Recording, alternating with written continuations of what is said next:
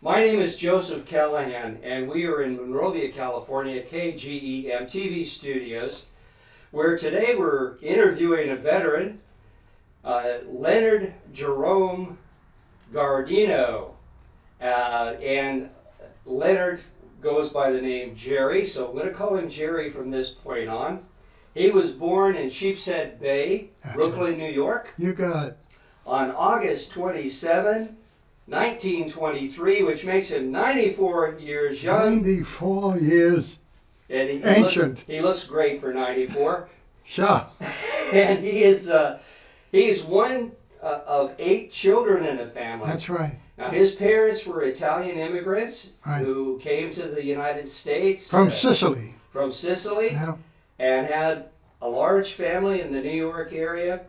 And Jerry had... In Brooklyn. In Brooklyn, yes. Sheepshead Bay. Sheepshead Bay, indeed. Glorious place to live. This project is the Library of Congress Veteran History Project. It was being done through the Monrovia Public Library. Today is October 19, 2017. Now, Jerry is a World War II veteran, and I'll give you more details about his history in just a moment.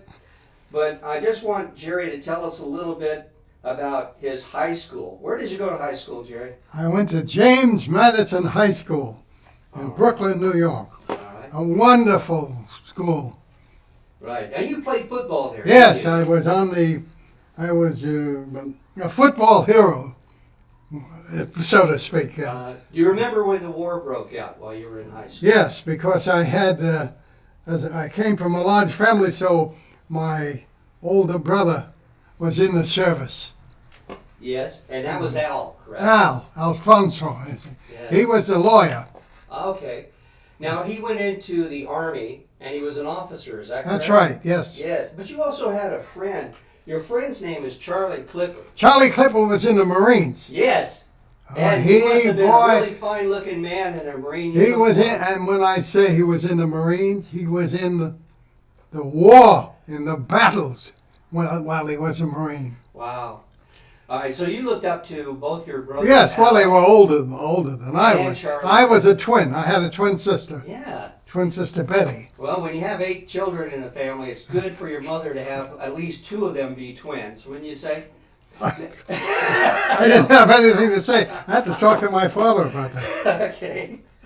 Now, your friend Charlie, because Charlie Clipper, your good friend, was a Marine. He was a very close friend to my brother Al because he was much older than I was. Okay. Yeah. You wanted to go into the Marine Corps, Yes, didn't you? Yes, like a fool. Not like a fool, because I envied him. Well, so on February 3rd, 1943, you got a draft notice. That's right. And you were going to find yourself in the Army. That's right. And you went, well, you wanted to join the Marine Corps. Can you tell us a little bit about what your mother did so you couldn't get in the Marine Corps? Well, she did something because Didn't she talk to the examining physician? she kept me me Yeah. from joining the Marines, and Said, I "Please." wanted desperately to become a Marine. Didn't she say, please don't approve him for the Marine Corps? Yeah. And so what branch of the service did you go into? I went in the Air Force. Yes, sir. And And your induction date was February 10, 1943, and you were sent to Camp Upton, New York. Camp Upton, for that was basic it. training. All the recruits, yeah. All right. Now, there's a nice picture of you that they're going to insert right here of you out of boot camp when you were a My God. private first class. Wow. Good-looking young man. Wow. And then right after you went through boot camp, you were sent to radioman school. That's right. In Sioux Falls, South Dakota. Correct. Now, it was a lengthy training, I'm sure, because you had to learn Morse code, you had to learn how to Yes, use the equipment, I thought it was fantastic. and you had to become qualified to be an air crew member. So there's an air crew badge. Right, I became a that's radio also going operator to- and a nose gunner on a B-24. Yes. Now, the B-24 assignment, did you know about that when you got done with the radioman school, or was that after gunnery school? Well, it was after gunnery school. So you went from radioman school to gunnery school in Texas. What city in Texas was it? What? Was it Arlington, Texas? That's right. And you got your gunnery certification badge there. So now you have an air crew badge, you have a gunneryman badge. And, I was a young kid. What was I? Almost 19. and you wanted to get into the war. Yes, of course. Yeah, so you were Like all young kids. So I understand you got your name actually from not from a restaurant. No, from a From a restaurant. hotel. From a hotel. My father was in real estate, and he had this fantastic hotel called the Jerome Hotel. Okay. And I was named Jerry or Jerome. My name is Leonardo Jerome Guardino. Very Italian. What? Yes. Very Well, Italian. I didn't have much to say about that. Okay, so your father was successful in real estate. Yes. Yes. So he was one of those immigrants who came to the United States who struck it well. He was a remarkable very man. successful. He was also an inventor, and he also had we had an ice cream company. What the heck was it called? I forgot now. That's okay. It doesn't matter. They made ice cream. Yes. Some of the best ice cream. And the kids had to work. Yes. You know. You worked in his. And his Charlotte place? Russe. You know what a Charlotte Russe is? No, what's a Charlotte Russe? Oh, it's a paper cup with whipped cream on top with a little sponge cake underneath the whipped cream. Sounds good. Charlotte Russe. All right. That sounds really good. Yes, it was. And the kids all had to chip in and do their part. Okay, so you went into boot camp. You went into these training schools. You continue to have your relationship with your brother because Al was waiting for me in boot Yeah. camp. See, he helped me. He was there already, and he was a lieutenant.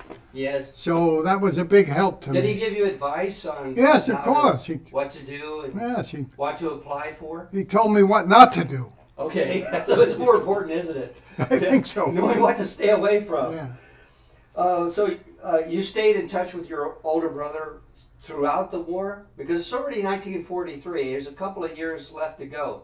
Did he stay in touch with you when you were in Asia, when you were... I think so, In but Burma? one of my problem is within Yeah. the last year I keep forgetting things. Well, that's all right.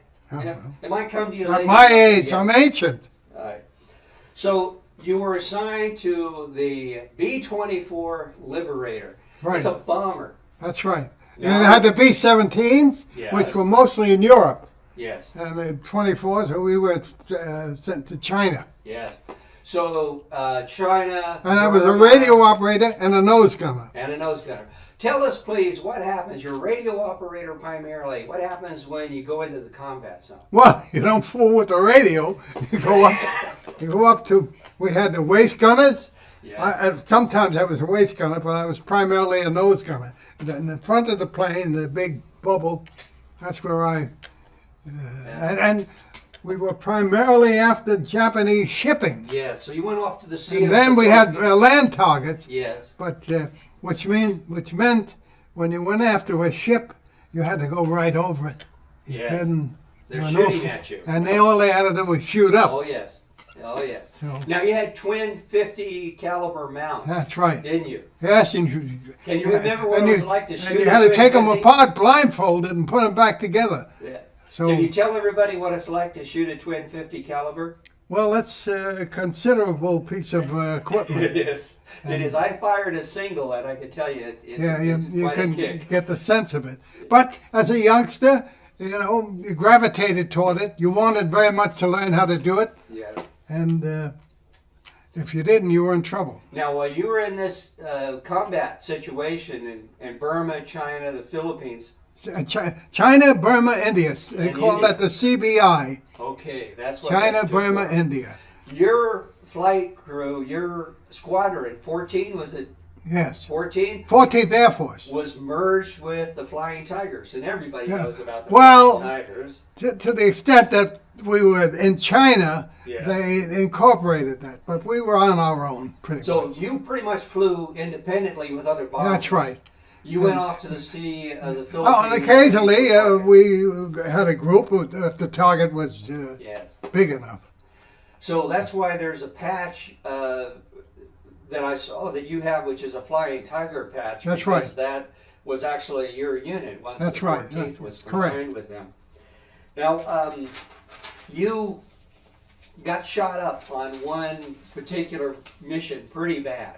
Well, that was not unusual, but there was one mission that we were shot up quite a Yes, bit. and one of the crew was wounded on That's that right. mission.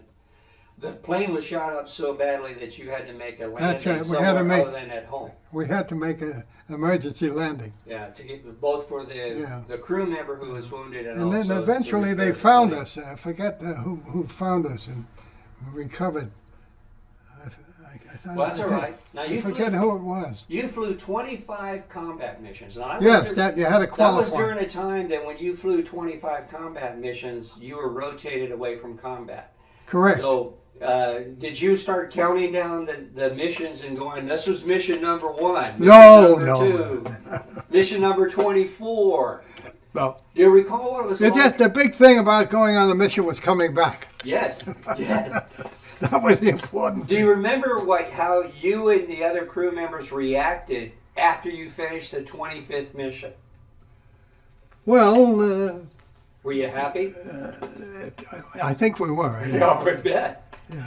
Now you guys you hung out when you weren't flying, you hung out, you drank. Well, we looked for New trouble, Year's. like all young people. Yeah. If we were in India, we looked for trouble. We wanted to see where the ladies were hiding, Yes. so to speak. We were all And you young played kids. poker. What were we, 19 years old at the most? And So you we were played looking poker. for action. And of course, a lot of us got in trouble because of it. Were you a good poker player? No, I lost most of the time. We share that in common. And that was the thing that we did when we had to stay on the base. Yes. We played poker. Okay, so you also did go to a USO show, at least one while you were there. Bob Hope was there, I Well, that was during the Korean War. Yeah, but you also saw him in China, didn't you? I don't remember. Oh yeah, I saw him. Yes. Yes. Yes. And he performed for And the got to troops, know didn't him. I got to know him a bit. I think I did a couple of sketches with him. he? Yes. Yeah. So he asked for volunteers to act with him on the stage then. No, we just volunteered, so to speak. Yes. For whatever he needed. He All was right. he was a fantastic man to do what he did during the war. Well, you finished your 25 combat missions. You came back to the U.S. And now the war's ended. You know, you're back home and you're back. Now, by the way, you went into the service as private first class. And now in less than 3 years, you're a tech sergeant. That's right. You're one rank below master That's sergeant. correct. Yes. What do you attribute that fast promotion to? Survival. Survival it is, yes sir. You gotta the- live to That's get the it. name of the game. And as you mentioned that, I think of a guy named Tony Cafaro who couldn't wait to combat and volunteered for everything, and one day he never came back. And I've never forgotten him. But fortunately you did come back. You returned to the U.S. in April of 1945. I know this because I read your discharge papers. You performed odd assigned jobs during World War II, and you had to hang around and be reported and accountable to somebody. However, you got discharged. Now, during your military service, you earned Flying Cross, Distinguished Flying Cross. Sorry. That's right, the Distinguished Flying and the Air Medal. And 9 other medals. Yes, and the Air Medal, and as you said, Yeah. good number of medals. So you served with You can distinguished. see them; they're in my house. Yes, I saw them actually. You showed them to me. Yeah, you did really well. Well, survived. And then you're getting out. Yeah. You're being discharged. And then, of course, they had a program where you could continue your education. Yes. And that's when I applied for the university in Rochester. So you went to the University of New York in Rochester. Rochester, New York. Yes. And what was your major there? Teaching, right? You wanted a teaching credential. What? You wanted to be a teacher, correct? That's right. That's right. That's right. And- I became a teacher. And what did you fall in love with while you were there working on your degree? Was it acting? Well, as an actor, they had a program that encouraged students. And of course, I joined that program and appeared in several productions at the university. Wow. So you did some shows, some acting things at the university. You went, I like this, to say the least. You really loved it, didn't you? Yes. Yeah. Well, I had a feeling for it, a natural kinship. So you actually volunteered to serve with the USO during the Korean War. That's correct. And you went with, of all people, Bob Hope again to do the Well, show. that was, at that time I was living at the Lambs Club, which is a very famous acting club in New York. Yes. A very famous club. And they put up a company. We put up a production, and I became part of that. So that was incorporated into the USO tour. That's correct. Right. And you got to talk to Bob Hope, didn't you? Yes, yes. Did you remind him that he came over to China and entertained you when you were a GI? Well, you got to take your hat off to that guy. Yeah, and He was extraordinary. You got to work with some incredible people. Is this when you met? And help me out with it. What actress was it that had a very loud voice with Earth? Oh, damn it, I can't recall. Oh, that's okay. I'll think of it later. That's my problem now. That's okay. That's mine too. I think we both on a common memory. Oh, so you also went to both Japan and Korea to do these performances. Right. How And many? that was a fantastic experience because in the beginning they were the enemy, Japan. Yes. And here to go to Japan and they weren't the enemy. Yes. That was a fantastic experience in my mind. Yes. I understand that. It was unusual. It was strange. Was it Ethel Merman? Ethel Merman. There you go. I knew one of us. No, I don't know. No? I'm not sure of that. Well, that's okay. Because you met a lot of other famous people. Yes, We'll they talk came about through. that in a moment. Those I have in my notes. They played. They Yeah. came through. So you went back to the United States after your tour with the USO, Yes. and you went to work. That's right. And you were primarily a teacher, but you did some acting on the side. Right.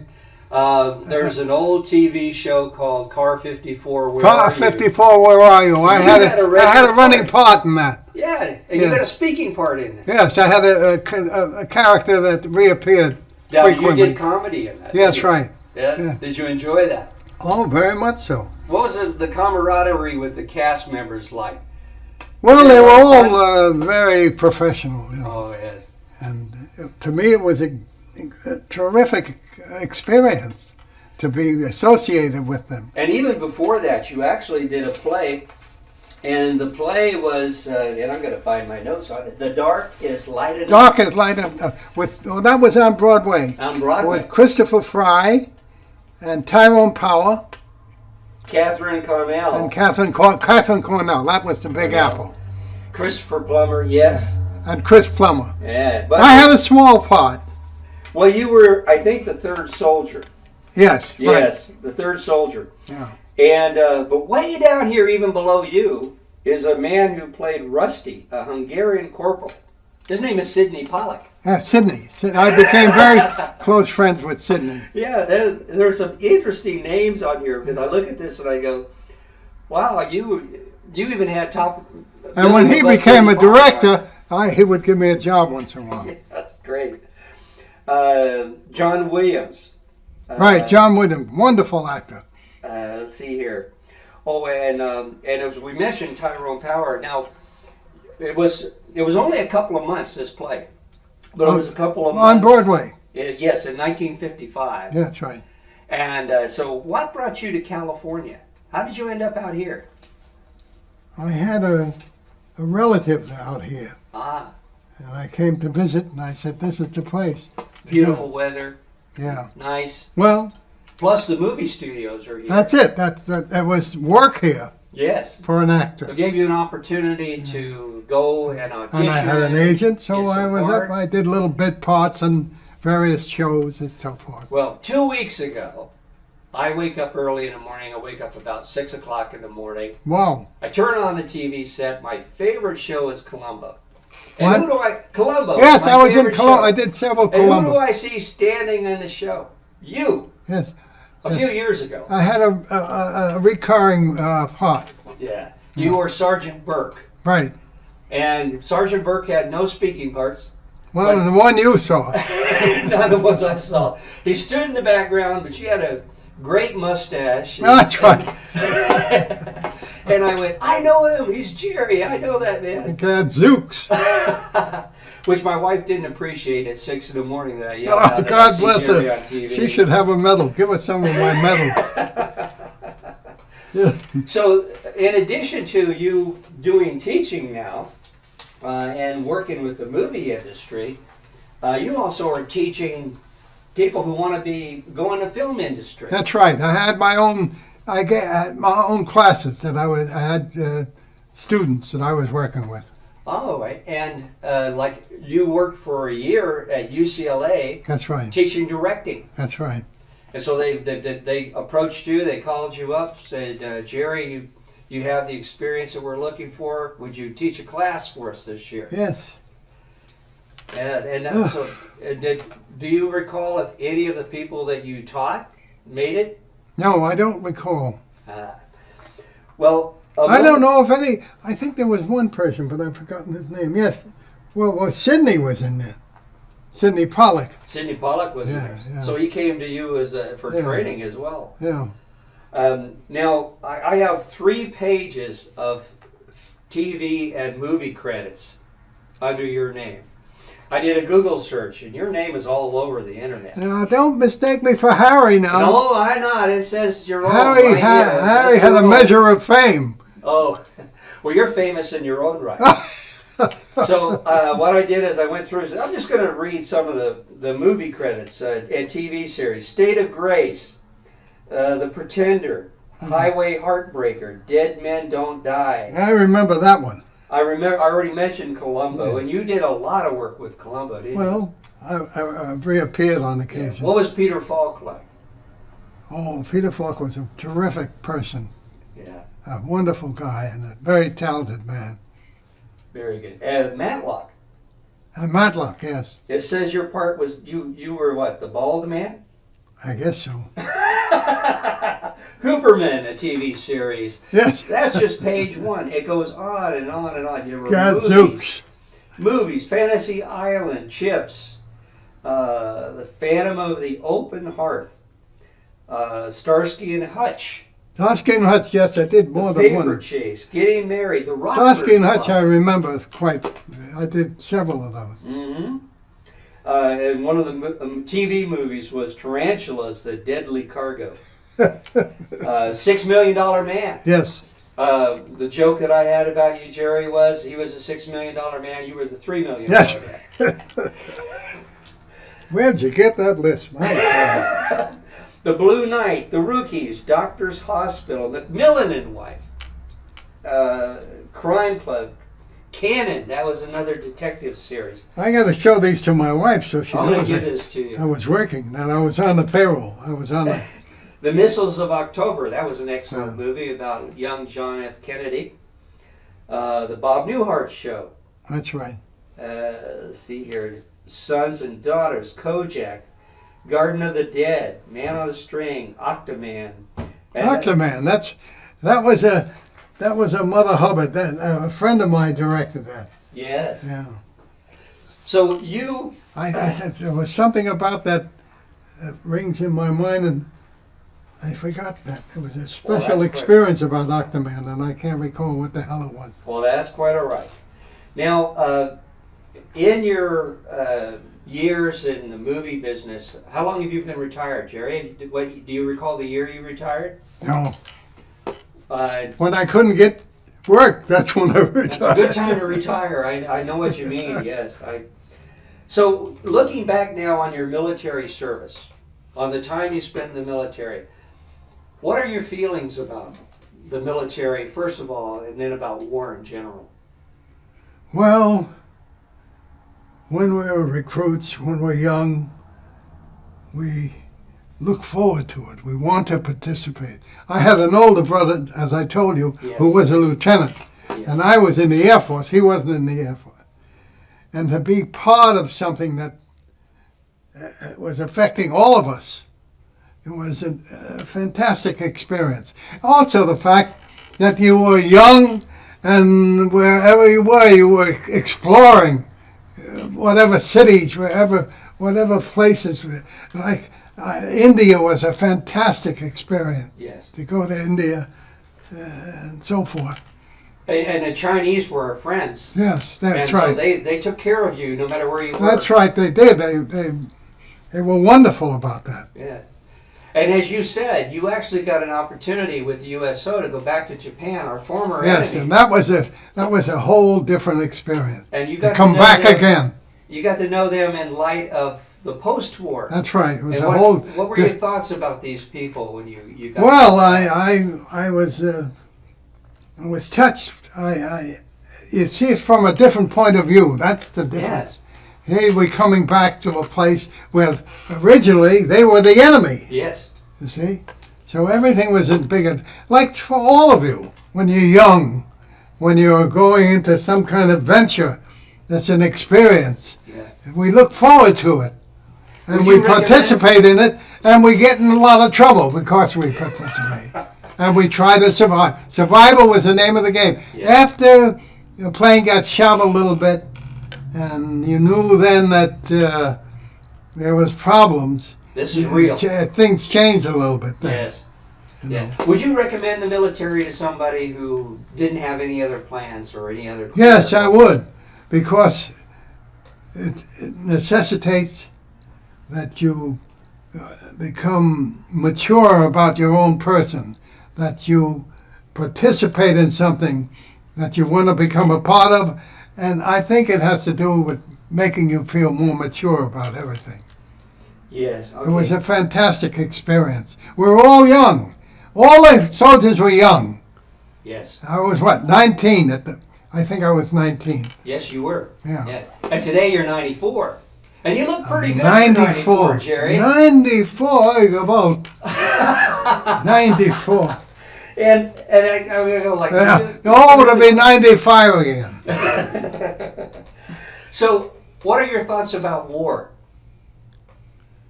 Well, terrible to say, but it seems obvious that sometimes it's necessary to go to war. I mean, as horrible as it may be, there are times when we have to participate.